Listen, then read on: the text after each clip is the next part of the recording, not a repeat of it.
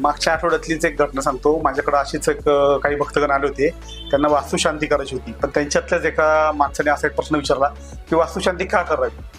तर त्याच्या मागचं कारण काहीसं असं आहे की वास्तुशांती आपण करतो ज्यावेळी ती जागा बांधतात किंवा पाया खणतात, तर पाया खणून पूर्ण करण्यासाठी बरेच तिथं उलाढाली झालेले असतात की आधी जागा मोकळी असते. मग तिथं काही मुंग्यांची वारुळं असतात, सापाची वारुळं असतात, काही प्राणी तिथं राहत असतात. ज्यावेळी ती वास्तू बांधतात किंवा निर्माण करत असतात तर तिथं काही किडे मुंग्या मेलेले असतात, काही पाणी मेलेले असतात किंवा अजून काही कीटक मेलेले असतात किंवा सापाची वारुळं तिथं नष्ट केली असतात, काही झाडं असतात ते झाडं पाडली असतात.